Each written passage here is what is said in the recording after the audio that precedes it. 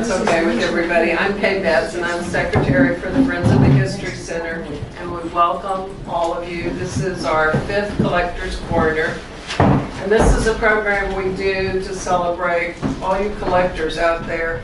I'm a collector of various things. My children said I suggested this so they wouldn't call me a hoarder, so it became a respectable status. How many of you are fishing lure collectors?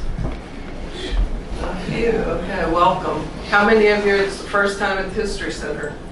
Oh, wow. Glad to see you. We have a couple of initiatives going on, including new memberships. So this is the word from your sponsor. You have to put it with this. Including, we're giving complimentary memberships to the administrators and the teachers of Aransas County. And we have new business memberships. So if you're interested in being a member, some members of our board are here. Who are all board members or docents? Raise your hands. You can talk to any of these people. They'll try not to give you too much of a hard sell. So Melissa, I first met Melissa when we were doing oral history interviews for our art colony exhibit. She and her father had a gallery that sold art. I think she'll tell you a little bit about the story. And I just grew to love her. And we have, there are certain people here in town who you end up interviewing for every exhibit you do, just because they know the local lore and folklore, and Melissa's one of them. As a matter of fact, for the culinary exhibit, we have a poster of a restaurant that she and her sister and father had in Fulton. We're trying to do more about Fulton and Aransas County history because we've been, who all is from Fulton? Raise your hands, yeah. So without further ado, Melissa, take it over. I'm glad everybody's here. I'm Melissa Cosby Pina. Charles Cosby was my father. A lot of people knew him by PoPo. And that is what the grandkids call him. And whenever in '95 when he started painting and I gave him my old paints, he had some health issues. I gave him my old paints to keep him. I didn't want him to go back to smoking. And they told us he wouldn't live a year. And I said, gave him my old paints. He started painting, became this great artist, lived 13 years. And the grandkids called him PoPo. But as he got famous, he would sign the paintings at first PoPo. And so then he said, oh, I better start signing my name, which is Cosby. And so that's how he got Charles PoPo Cosby. Some people don't even know his name is Charles Cosby. Some people only know him as PoPo, but it was Charles Cosby. So like I said, we had an art gallery and a frame shop. I was the epitome of a daddy's girl, okay? I met Kay whenever they were interviewing, like she said, on the artist colony, and as she pointed out to me earlier, I cried 3 times in my interview. I'm not going to cry today. I promised myself I'm not going to cry today, especially not the ugly cry, as my sister and my daughter put it. But when they asked me to do this today, a couple months ago, because we had our art gallery downtown, but my dad collected a lot of old stuff, and he just loved old stuff. We got into the lure collecting business, and we were pretty hot and heavy, and he kind of slacked off on his painting and his framing duties to collect lures, and so I kept the collection. He's been gone 8 years. He passed away in November of 2008. I took all of our stuff down off of websites and everything. We had got a pretty extensive lure in the short years that we collected. Pretty nice. We'd come across some pretty nice finds. And I'm just going to tell you about some of our experiences there, what we used to collect, what we did with them, some funny stories and different stuff. I'm relieved, and I'm going to call him out here only because Dr. David McGee was the first person that walked through the door today, and he's probably everything that my father learned about lure collecting probably came from him, and it was passed on to me. So, he'll correct me if I'm wrong, okay? And then we'll do some question answers. And I have some really neat stuff for y'all to see and some stories and stuff to look at. I'm going to start off with how we got started on the lure collecting.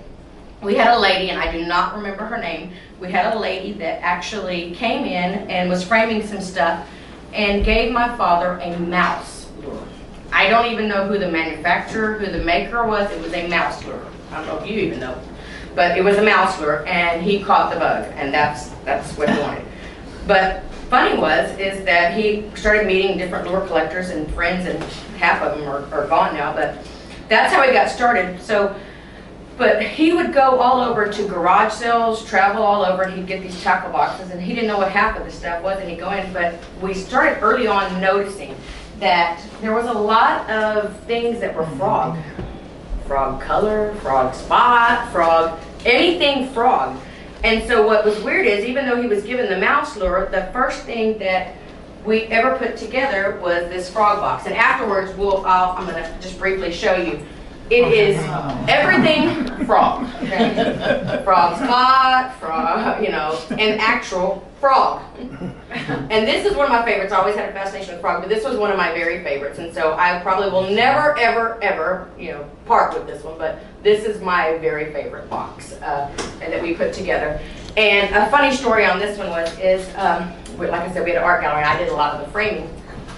We had a guy that made our boxes for us, because we would go to Hobby Lobby at the beginning, and you'd get those boxes and you'd put your lures in, and then you'd flip them over because the back side was what you had to put in last, and then you'd turn it over and all your lures slipped and fell. So you were doing it over and over. So we had a guy that custom made these boxes for us, and then we would put the felt in them. Well, I liked green felt, as you can see in some of these other boxes. So I did the box in green felt. It's okay if I can. Yes. And put all my frog lures in the box, and my dad took one look at it and said, "Oh, I don't like that, put the cream felt in it." So you can see how many frogs are in here. I'm like, are you kidding me? But I didn't balk too much, because I knew, they need to show up. So I needed the cream colored felt in there. He was right, as usual, but it was kind of a job to do. So y'all can take a look at this one closer whenever we get through. But that was really our first box that we really had fun putting together. I actually, the only lures that I have bought since my father's been passed away were frog lures. And I added them to the box here. And so that's the only thing. We first started really kind of getting into bingos. And that was Doug English. I'm sure some of y'all know.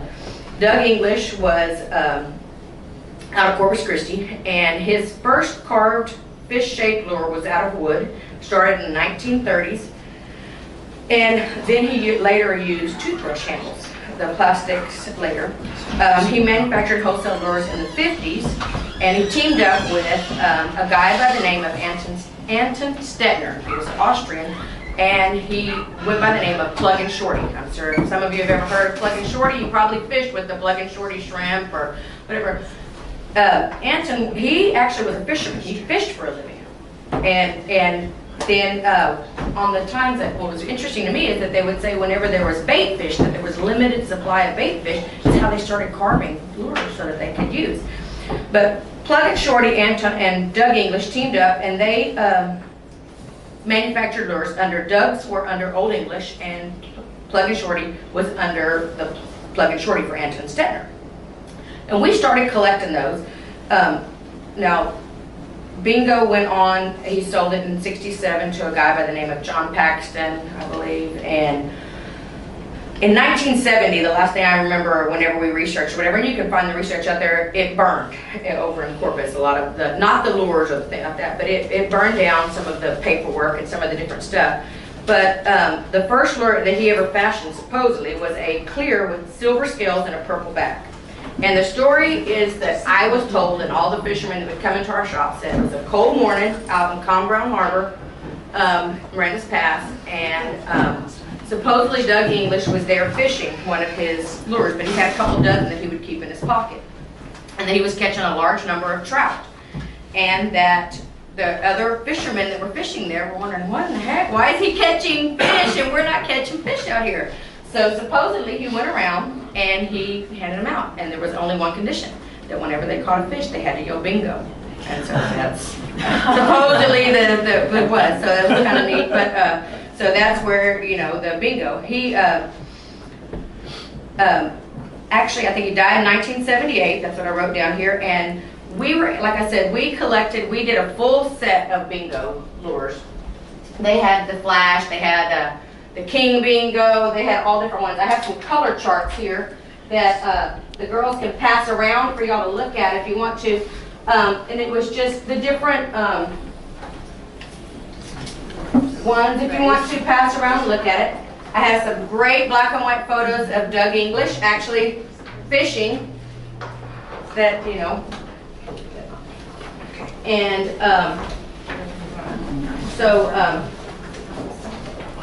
yeah, pass them around here and look at them. We put together a bunch of sets, and we actually came across a bunch that we did in. Now I don't want to see that on eBay, a copy for $20. But I've had that happen to me. I've had them do it to me. That's exactly what you wanted to do, wasn't it? No, but I'm serious. I actually have a hump. Color chart that was original, and when I was looking, I'll show you that, but we're gonna get into humps in a minute. But bingos, we had a bunch of them in a box, so we sold them for $20. The fishermen still came into our store. If you ever went into PoPo's downtown, some of y'all might have, we sold them for $20 all day long in the box, and they were buying them to go fish with them. Okay, but when the Zappalax had moved to Houston, owned it, they were in production, so it kind of ruined the market. So we kind of like sold out and got rid of it. At one time, my father actually came across and had the A and B mold for bingos. They made them in 2 pieces and they put them together. We actually had the molds. I have a bingo Merry Christmas here this is the Merry Christmas color, but on certain good clients or whatever, he would do the Merry Xmas and Happy New Year or whatever, and they're a little bit different. And that one sells for $250 because I sold one on eBay. You sold one on eBay for $250? Okay, are you sure with the Merry Christmas color? It was Merry Christmas, yes. Okay, well, this is the deal is I've been kind of out of it for a while, and what I bought low and traded high, some maybe maybe trading low. And it wasn't in the box either. Yeah, this is the later Houston, so I'm not sure if yours was. If it was just like this, we may need to talk afterwards. But Bob, he's in the back, he came in, he gave me this just to show because I didn't have any other bingos except for this Merry Christmas one in the thing. And he actually, it's a king bingo, but I'm sure everybody kind of remembers seeing, you know. But we decided to kind of get out of the bingo market whenever that happened. David McKee, there was an article in Time magazine, and then this is one of the paintings that my father did from all the lures laid out. This is just a color-proof copy. I have everything cataloged on disc, but this was one of the paintings that was very popular. I've sold a lot of these. I still probably get them printed and produced and stuff like that, but this was one that he really, really liked. Those were popular. So we loved the old Plug and Shorty, Anton Stetner, that was with him. Now, whenever Plug and Shorty, he was really a salesman. He came to Texas back, I think, he moved his family in 1933 is what my notes are. But he fished for a living, and then when, like I said, the limited bait supply, he started carving lures. He was really more known for, or what we dealt with was more the Plug and Shorty shrimp. I unfortunately do not have one. I can show you a picture of it, but he became carving his plugs at night in the 30s, and then he would fish with them during the day. And the first carved bait was a wooden perch replica, and that it was, in order for the method that he used to make it tough enough to last, he painted it and then he coated it with household cement, is what I'm told, and then he dipped it in acetone to bring out the color. And when he did this method, he was able to fish this plug over and over again without it messing up, whatever. Him and Doug English, like I said, they teamed up in '48, and the business relationship lasted into the early '50s. Stetner and his wife started their own endeavor, which was the Triple Chance Spoon. Now the first, is anyone familiar with the Triple Chance Spoon? The first Triple Chance spoons actually had Plug and Shorty on them. And those are rare, hard to find. We did have a couple that we did sell.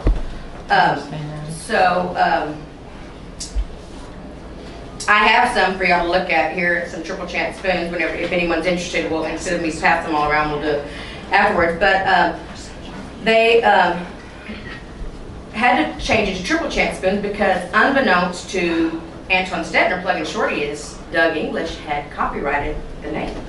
Am I correct? That's what's correct. Yeah. So he had to quit calling him Blood and Shorty, even though that was his nickname. That's what everyone knew him by. So I do have some of the triple chance spoons. And then what's funny is, Plug and Shorty Antoine Stettner passed away in 1961. And like I said, I don't have any of the Plug and Shorty strips really to show you. I do have in this little old hand carved box what is believed to be some of early Stettner drums, different ones. This was probably one of my father's favorite boxes. So these are, and some of these are really rare hand carved. They're not in the greatest condition. Our other collection that we went straight to was more of a what you call mint condition, and we had boxes for the majority of them. But while I was researching this, one of the first things that made me cry, Kay will be happy to know, is that I found this handwritten notes on what my dad was either told or what he thought they were, to really help me out. So, I mean, that was, I think, a little bit of divine intervention there. But, so that was what I liked. But my dad actually was from El Campo. He was born in Wharton. And Earl Humphreys was from El Campo. And he was, anybody heard of the hump lures? And their saying was, don't get bumps, get fish with hump. And my father, this is some old stationery that they used for the company whenever they were producing the hump lures. You've seen that? Not that stationery. Oh.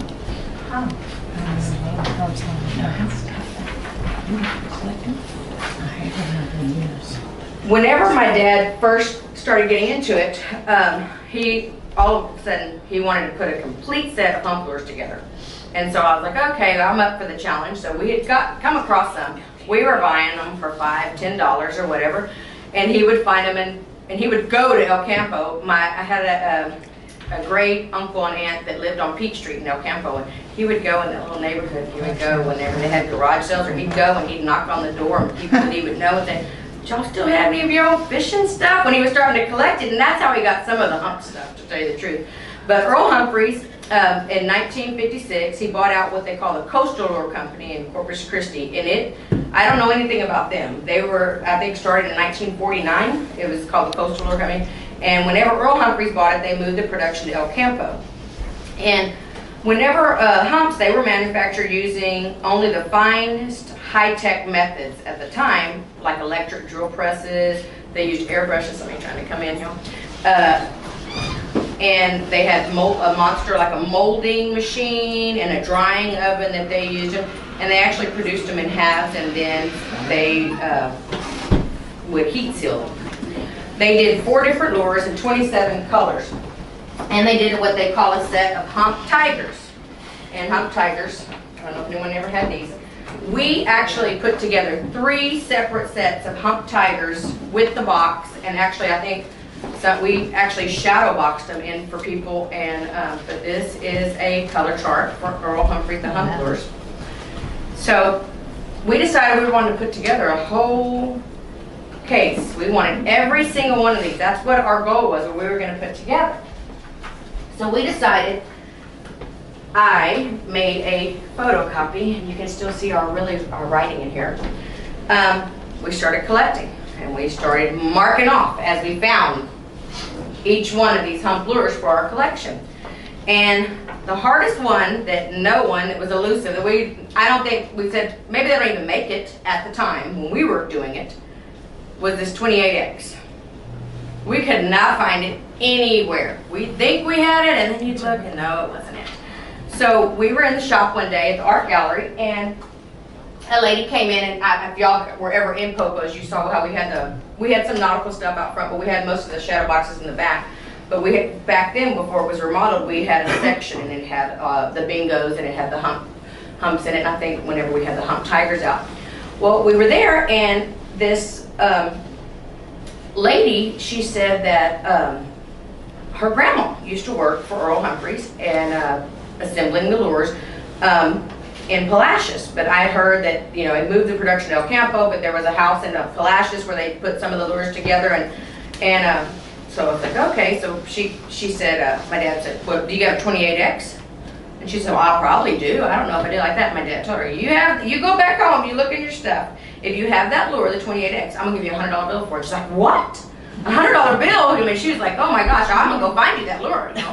We were buying them for $5 and $10, but it was worth it to us because we wanted to get that set complete. We were tired already. It was one lure that we were waiting on, the 28X, and it was like, we had to do this. In 1969, Earl Humphreys, they sold the hump lures. And so the girl came in and we bought the lure for $100. And that's how we put together our first set of humps. And I think the complete set we sold for around $2,500, $3,000. We had it shadow boxed and everything with every single different hump.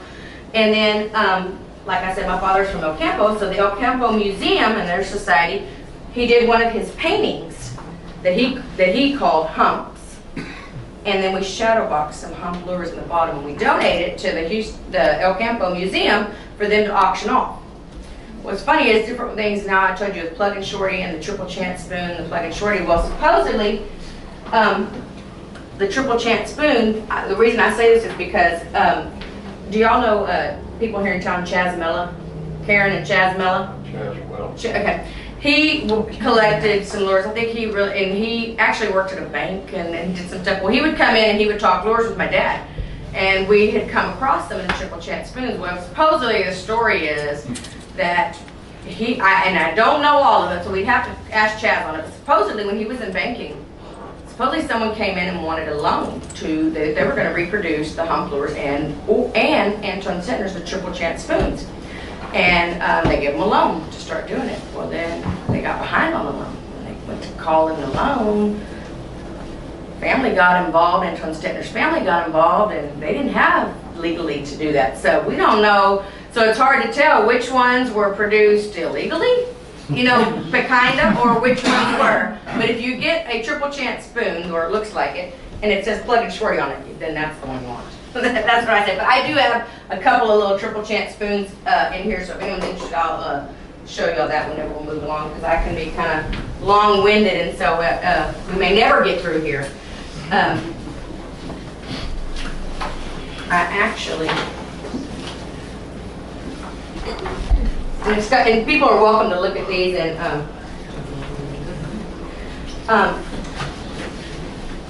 this is a picture of Antoine Stettner Plug and Shorty. I have some really cool black and white photos of him that we'll pass around that were really kind of cool.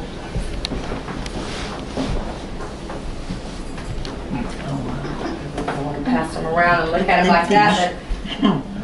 They would catch some fish back there. So whenever they sold and humps were being produced, and we kind of got out of the market of humps, and plus it was no fun. We'd already put together the full set. We'd already had 3 sets of tigers, so humps got boring to us. We just didn't want to do humps anymore. So we decided to move on to Heddon. And now Heddon is probably one of the longest, oldest, James Heddon and Sons. Anyone heard of Heddon lures? The freshwater, mostly, that we collected. Bob told me there was saltwater ones that he likes to collect, but we started going to Heddon because there was just so many different color patterns, so many different lures. And what's funny is I fished since I was a kid. We were live bait. We did not fish artificial. And then here that we got into the collecting the lures, but supposedly Fred Nichols from he never did fish with his baits. He was a live bait fisherman is what they said too. So, you know, now we had people like, I kind of still want to some days on the ones that they said really catch fish, especially, you know, to go take a beater out there and really try it and see if it will, but so maybe I will, I don't know. But we went to Heddon, and James R. Heddon and Sons, they were like early, 1890 is believed to be as early as they were, that supposedly a story that I heard or read or something is that James Heddon was back then, 1890s, whatever, he was waiting on a friend to go fishing. And he liked to whittle. And so he whittled a little, you know, plug. And while he was waiting on the friend, after he finished whittling, and he just threw it in the lake, and supposedly a big bass hit it, like I don't know how many times, and so he was like, whoa, you know, hey, there might be something to this. So that's, you know, I don't know if that's, you know, true or if it's myth, but that's what they say, is what got him started on it. But in 1901, he became commercially available. In 1902, his son Will, on a $1,000 investment, decided, hey, I want to join my dad. I want to join my dad. I think he's got something here. And so as early as 1955, there was no Hedden family member. Actually, it's still being produced under, I think, the name Bradco nowadays. But we've got some of the old Hedden ones. And what my favorite, one of my father's coveted pieces was a Hedden pumpkin seeds. I don't know if anyone's ever heard of those. Nobody comes in. And this box, Of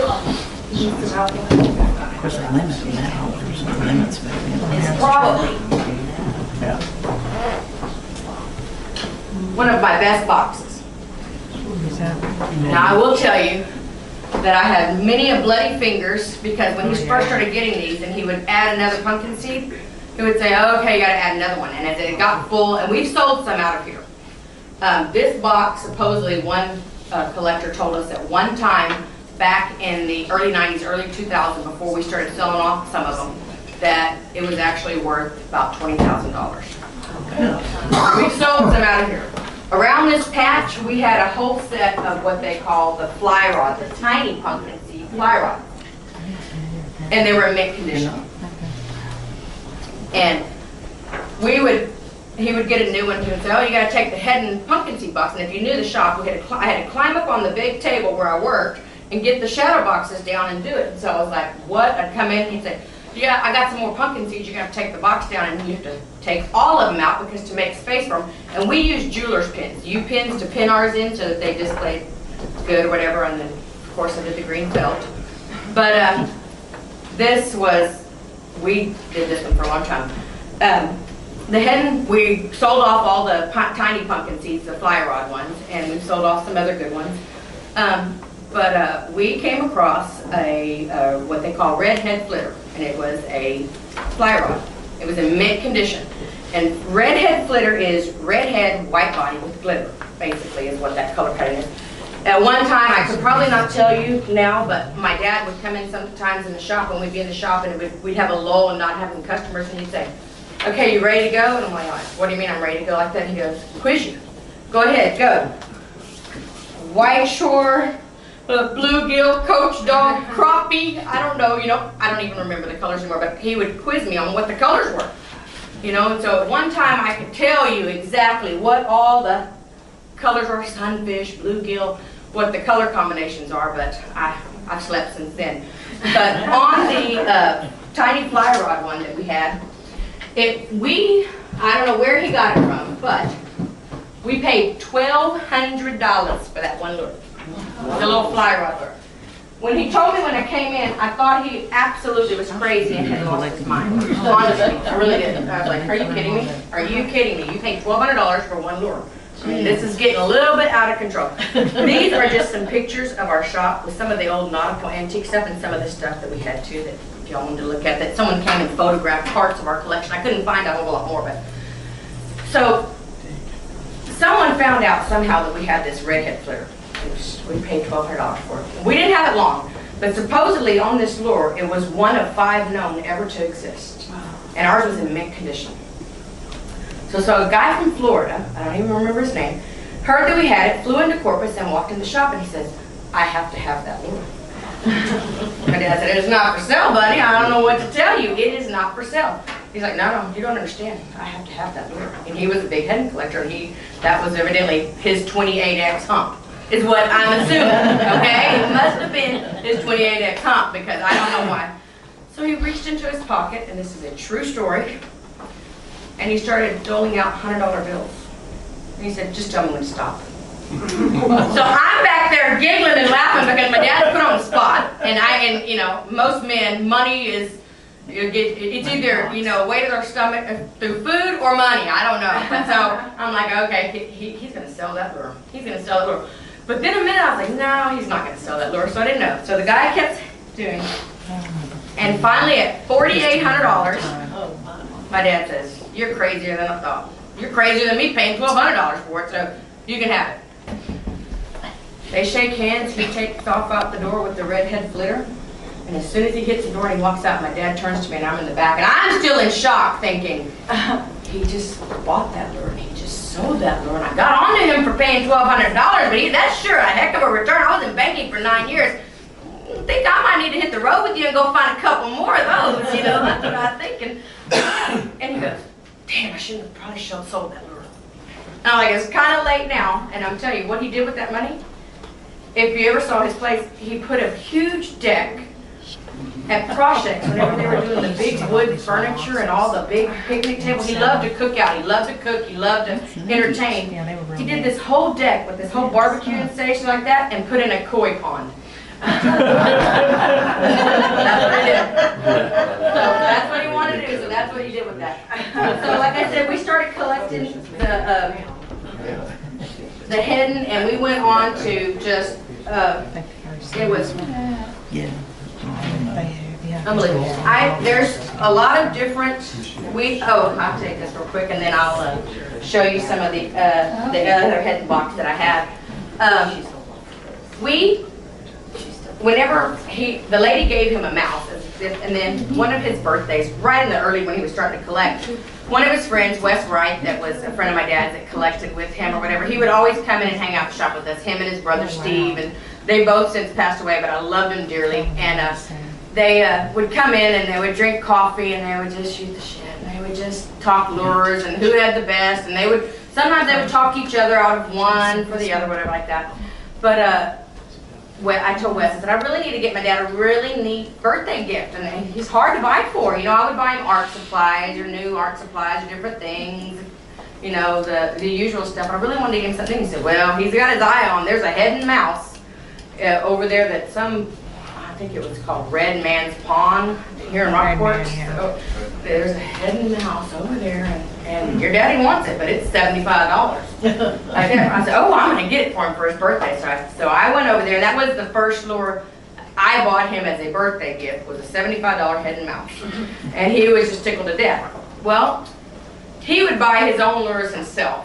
And I ran out of, did not spend or have the money to buy the ones that he really needed to complete his collection, especially the pumpkin seeds, as you know. Some of those get really expensive, some of them do.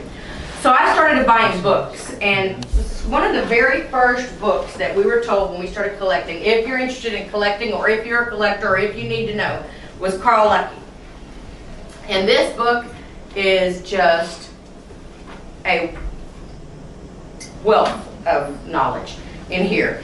My father, I don't know if some of y'all collectors, it actually talks in here, and I know David McKee could do it, Steve, Wes could do it, Emil Ponsky could do it.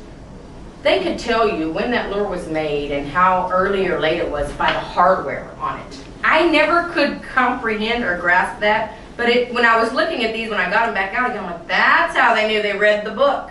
So but it really tells you in detail what you're kind of looking at.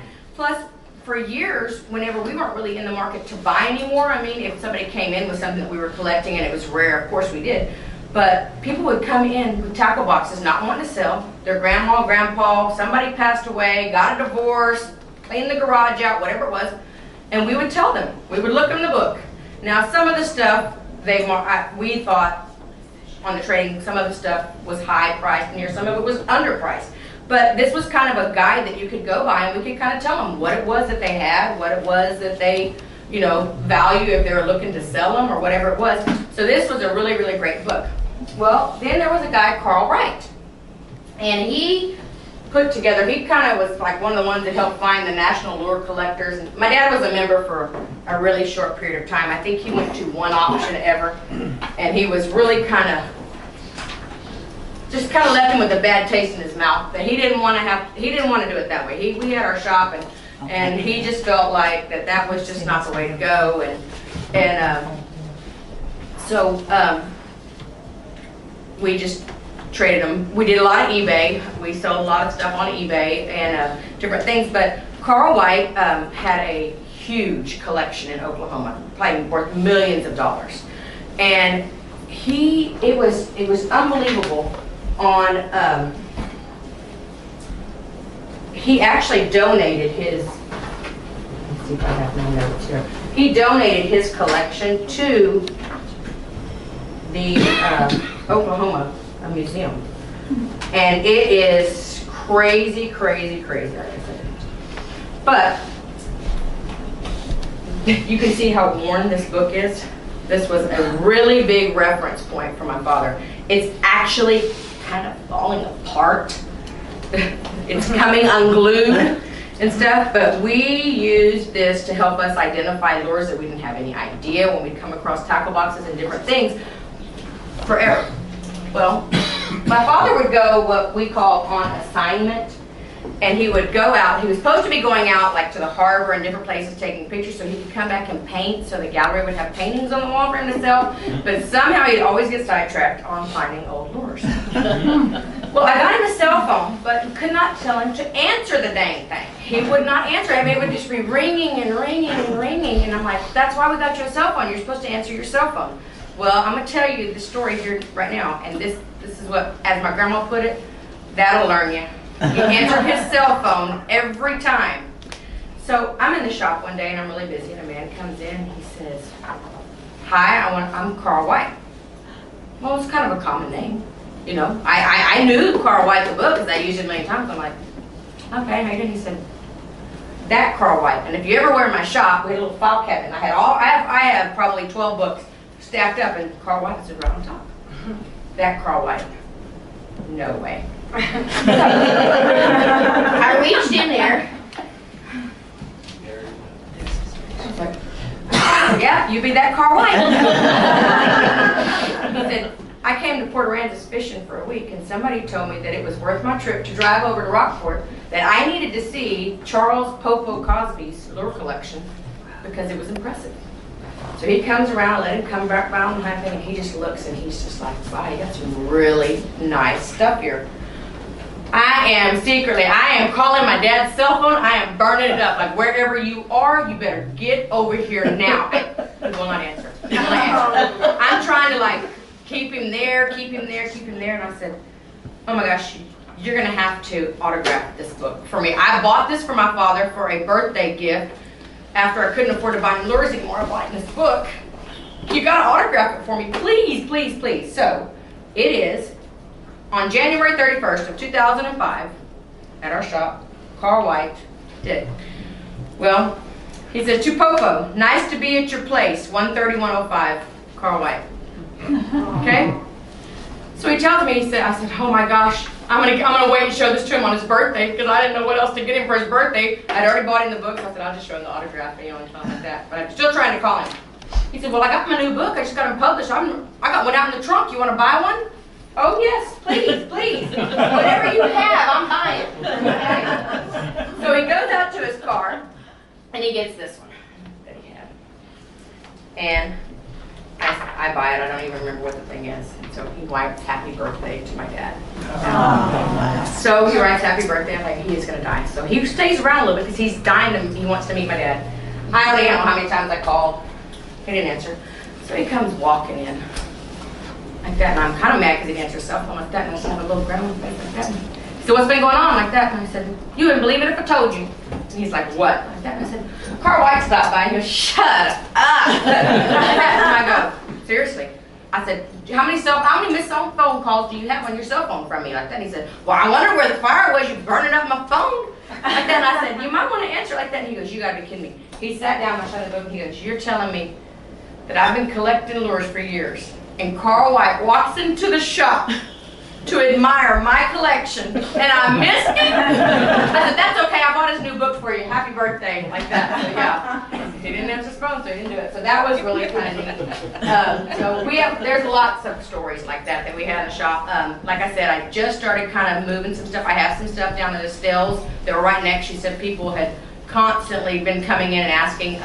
I took us off of all the websites and everything, and just because I couldn't deal with it whenever he first passed away.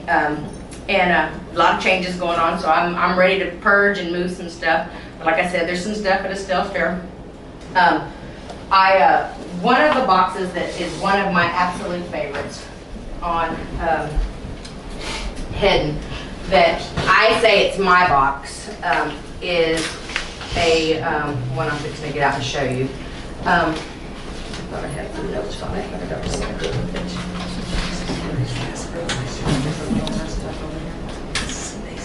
Oh, there it is.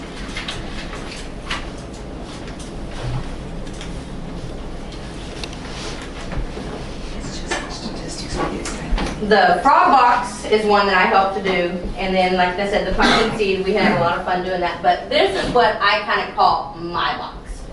I would take stuff out of the different tackle boxes that I thought looked really kind of cool, and I decided I needed to do my box. This is one of my favorites.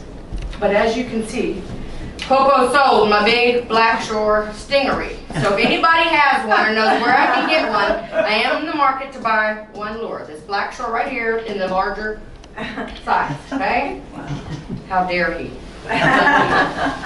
So on this box, I don't know if one of y'all, Steph, you want to hold this while I'm talking? Yeah. It might take you and Julie, both of you, because your arm might get tired, like one on one side and one on the other side, because you might get tired. People 2 hours later about not showing PowerPoints. You have 2 Vanna Whites. I know it. Goodness. Sorry. So these stingeries were first ever in the Hedden catalog in 1957. Okay? They were considered a failure. They didn't do what they were supposed to do. And they were supposed to replicate a stingray. I didn't know fish like stingray, but anyway. But the next year they weren't even in the catalog. So we did the redhead white body is like one of the most popular. Sorry, don't look at it. The redhead white body, and then yellow shore, black shore, I need the big one, frog spot, perch, and the white shore. And so I just like them. I thought that they were just the neatest thing. So this is probably my favorite. But I do need, if you know anybody, the black shore big stingray. Okay, that's 3 times. No, I know, somebody got it up here. So, scissor tails, these were really, really cool. But the problem was in 1953, Uncle Homer Circle, he was the angling editor for Sports Field, and he was supposedly working with Hedden. And he came up with the bright idea when this came out in 1953, they call it the scissor tail, the Hedden scissor tail. And he came up with the bright idea. He wanted to put glitter between the scissor tails. And so he convinced James Hedden to put glitter in between these scissor tails. They didn't test it before it went to production. So as you can see, whenever it is, because they fall a little bit, the glitter that's in between them. So another failure that was not in production very long, only in 1953, because the fishermen that bought it, they got angry. They came back. They wanted their money back. Wouldn't do what it was supposed to do. It didn't do what you told me to do because the glitter would get wet and come up. It wouldn't give it the scissor tail action. So those are really hard to find, and mine are in pretty mint condition. And they were only around 1953, so that's kind of my favorites. And then these, a lot of people call them the whales. It's the Hedden hightail. There was a top kick by the Miller Company. Back in 1958, a lot of people would look up there and say, oh, you got some top kicks. No. These are Hedden, what they call hightails. And they were in 1960, 61, and I like them. And they only were ever made in that many colors. And I have one of every color that they made. The frog spot, silver scale, or silver flitter, but silver flitter is what this one is. Because remember I told you the redhead flitter with the glitter, they called it flitter. So, and then perch, redhead, white body, yellow, and black. And I have one of each. So that's one of my favorites. And then the Dowagic spook.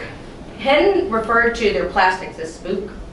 A lot of people didn't know that. We have the old ones are made out of wood, and then spook is what Hedden referred to as their plastic baits. But these are Dowagic spooks, and these were only made in 1930. They go back as far as 1930, and I like them. I like them. So this is kind of my box. So that's just, and it's kind of neat because they were not the top two were considered failures. You know, they didn't do what they were supposed to do. But like my dad used to say, we don't think these really catch fish. And then we kind of came to the conclusion that I think the lure manufacturers, I think that they did it because it was to catch the fishermen. These were not going to catch fish, but there are still some that people say that they really, really do catch fish. But that's all I know. That's all we had a great time doing it. You're welcome to come up here and look at any of these that you want. I have, I came across some different ones. We have these little hidden SOS swim on the side. Got some old wooden ones here that are just kind of cool if you want to look at. Yeah. So I like the little Umco boxes and stuff. I do have, some of these are really, really kind of cool. Here's the triple chance spoon in the little one I was telling you all about. Triple chance spoon. And then I have a PoPo, which was the Fred Nichols Padre Island Bait Company. I do have a Glimmo here. We didn't really do a lot of that. I do have a Fred Farmer shrimp. He was out of Ingleside. And it's pretty cool. Shrimp. He was out of Ingleside, and then I came across some little hidden tiny spooks. I think I might add them to my box. But doing this when Kay asked me to do it, it brought up a lot of memories. I found a lot of really, really neat stuff. I found a lot of my dad's notes and stuff, and I didn't realize how much fun we actually had doing it. We really did. We met a lot of neat people, met a lot of friends. We did for a long time. That's what we did, and we just had a great time. Can I ask a question? Yeah. I thought somewhere a man told me that bingo was made in Rockport. You said Corpus. I don't know of it ever being made in Rockport. Corpus Christi is actually on Port Street. Okay. Wasn't it? Okay. Port Street and Corpus Christi. 2 locations on Fort Oh, Street. yes, he did have 2 locations in Port So Street. then, I always I thought it was a bingo on the barber shop downtown. That was okay, but that is actually a guy, we sold those in our shop. A guy actually made those, and actually at Steel Star downtown, they're selling that. They were replicas.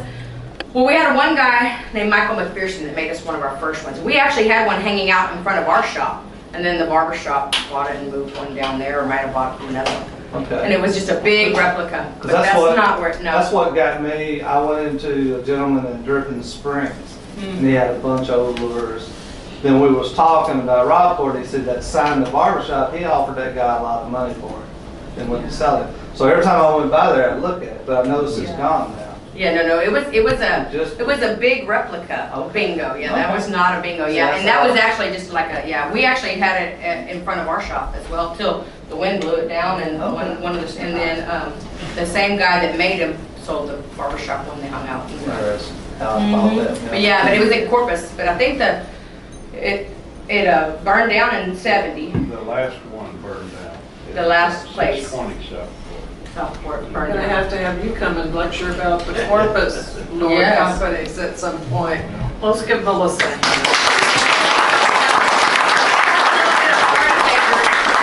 Because I'm nice like that, okay? And I hope that I brought enough, but whether you want it or whether you don't, because I have like tons of this.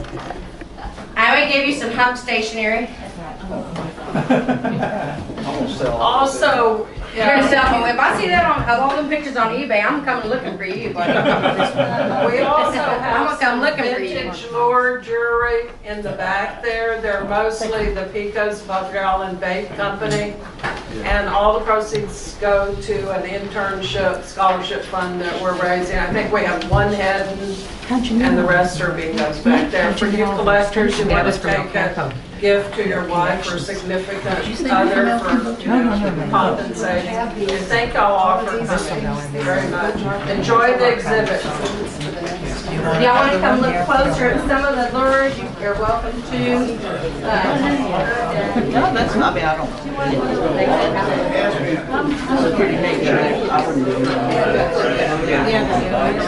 I know, I was just thinking about that.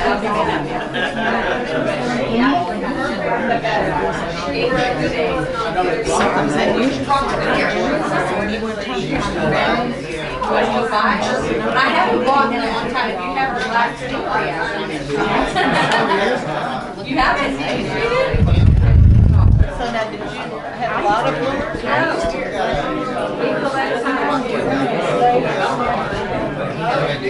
some.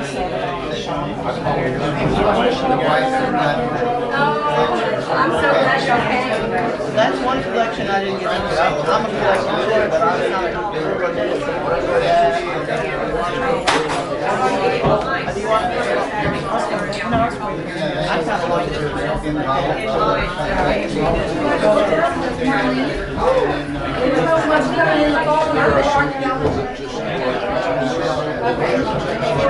These are the lectures and the